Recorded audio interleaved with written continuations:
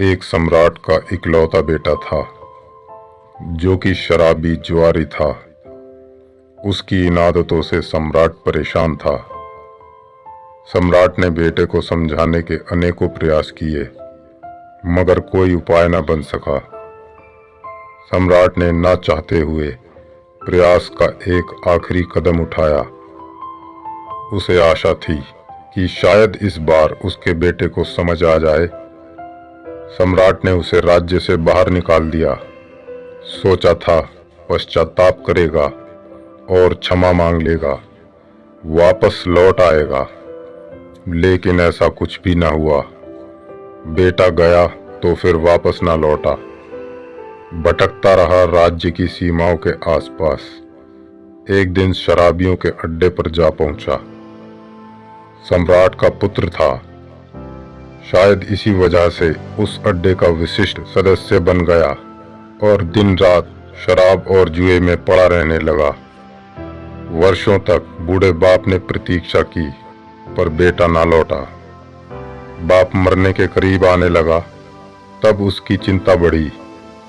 उसने अपने एक वजीर को भेजा, कहा कि बेटे को समझाकर ले आओ, जैसा भी है ना होने से बेहतर है।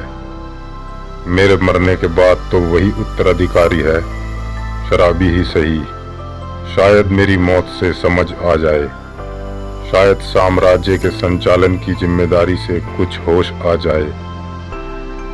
फिर वजीर अपने रथ पर सवार होकर सम्राट के बेटे के पास पहुंचा, पर बेटे ने उस पर कोई ध्यान ही न दिया।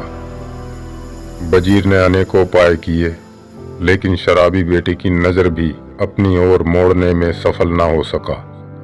वापस लौट आया, पराजित, असफल। सम्राट ने अपने दूसरे वजीर को भेजा। दूसरे वजीर ने जाने से पहले विचार किया कि पहले वजीर से भूल हुई है। एक भिखारी को समझाने स्वर्ण रथ पर गया। अंतर बहुत ज्यादा था, संवाद ना हो सका, तो वो खुद भिखारी बनकर उस अड्डे में सम्मिलित हो गया। उसी जैसा हो गया, शराब भी पीता, जुआ भी खेलता। सम्राट के बेटे से मित्रता तो बन गई, लेकिन बात उल्टी हो गई। वजीर नशे में इतना ज्यादा डूब गया, ये भूल ही गया कि लेने आया था। राजकुमार तो लौटा नहीं, वजीर भी गया। कई महीने बीत गए।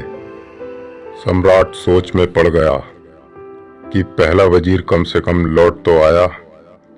बेटे को ना ला सका ना सही, बेटा तो पहले ही भटका हुआ था।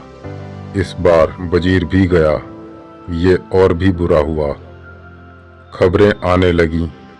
अब तो उसे याद भी नहीं कि वो वजीर है, हमेशा नशे में डूबा रहता।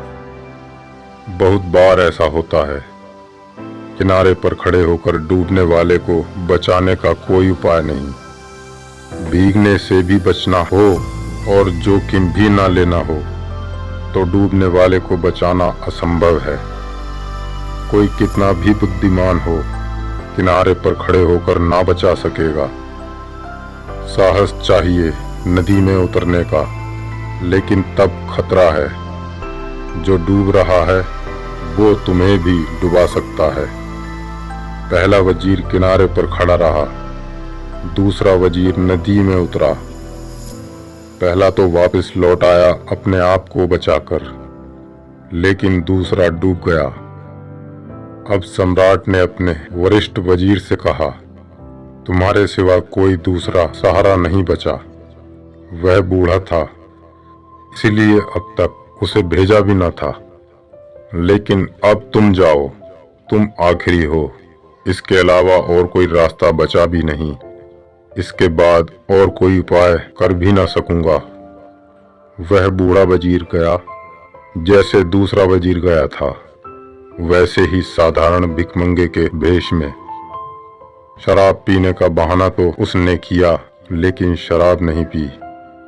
जुआ खेला, पासे फेंके, लेकिन भीतर होश से भरा हुआ रहा, अच्छी तरह, जैसे कीचड़ से भरे तालाब में कमल। रहा भी और नहीं भी रहा, उतरा भी और किनारे पर भी खड़ा रहा। डूबने वाले को बचाने भी गया और अपना किनारा भी नहीं छोड़ा। और इस तरह एक दिन राजकुमार को लेकर महल वापस आ गया। हसीद फकीर कहते हैं, सद्गुरु का यही लक्षण है।